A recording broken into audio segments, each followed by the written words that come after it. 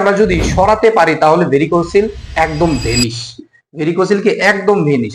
তো আমাদের লক্ষ্য থাকবে এখান থেকে রক্তগুলোকে সচল করে দেওয়া। কি হয়, হালকা পেইন হয়, ব্যথা হতে থাকে, পেইন হয়, আর কি হয়, একটা অস্বস্তি ভাব হতে থাকে, হাত দিয়ে ধরলে কি মোটা মোটা শিরা ফুলে গেছে এরকম একটা অনুভব হয়। আর ভারী কাজ তারা করতে পারে না। যারা প্রবাসী ভাইয়েরা রয়েছে তাদের ক্ষেত্রে সমস্যাগুলো বেশি হয়, দূরে থাকে, অনেক বছর পর পর আসে, তারা বাচ্চা নেওয়ার জন্য খুব চেষ্টা করে, অল্প সময় থাকে। এখন ভেরিকোসিলের প্রবলেমের কারণে দেখা যায় কি বাচ্চা নিতে আবার একটু প্রবলেম হয়ে যায়।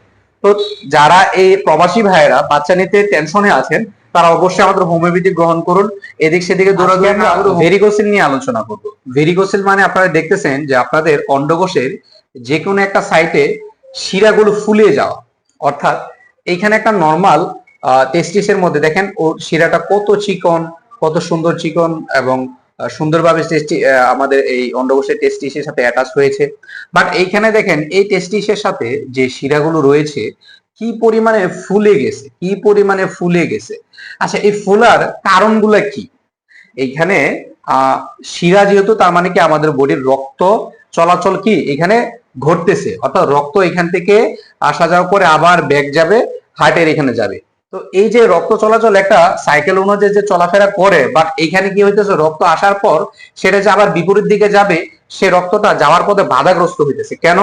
এখানে রক্তপথের এই শিরার মধ্যে, নালীপথের মধ্যে কিছু ভালভ থাকে, ঠিক আছে, কিছু ভালভ থাকে।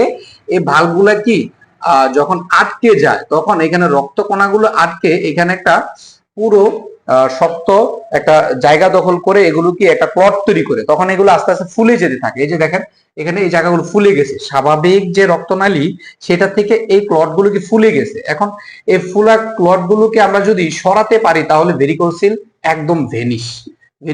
একদম ভেনিশ।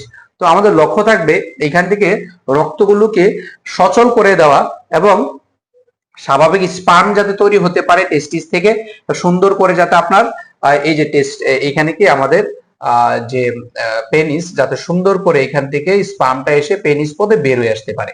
এর জন্য আমাদের হোমিওপ্যাথি মেডিসিন কি করবে, আপনার এই রক্ত গুলো বা ক্লট গুলো কি এগুলো সরিয়ে দিবে এবং স্বাভাবিক রক্ত চলাচল রাখবে, যার ফলে আপনার সুন্দরভাবে বীর্য বের হবে। এতে করে আপনার বাচ্চা দানে আপনি খুব সুন্দর সক্ষম হবেন। যারা কিনা এরকম চিন্তার মধ্যে পড়ে যান যে আমরা কিভাবে পরবর্তীতে বাচ্চা নিব, এগুলো নিয়ে একদমই টেনশন করবেন না। এখানে এই সমস্যাগুলো কি হয়, হালকা পেইন হয়, ব্যথা হতে থাকে, আর কি হয়, একটা অস্বস্তি ভাব হতে থাকে, হাত দিয়ে ধরলে কি মোটা মোটা শিরা ফুলে গেছে এরকম একটা অনুভব হয়। আর ভারী কাজ তারা করতে পারে না, এই সমস্যাগুলো তারা ফেস করে। তো হোমিওপ্যাথি ওষুধের মাধ্যমে আমরা এই সমস্যাগুলো দূর করে আনবো ইনশাআল্লাহ। তো যারা এই প্রবলেমে ভুগতেছেন আমরা আপনাদেরকে সুন্দরভাবে বুঝিয়ে দিলাম যে আসলে কি কারণে হচ্ছে। বিশেষ করে যারা অতিরিক্ত দাঁড়িয়ে কাজ করে, গরমের মধ্যে কাজ করে, অতিরিক্ত হিট নিয়ে যারা কাজ করার চেষ্টা করে তাদের ক্ষেত্রে সমস্যাগুলো বেশি হয়।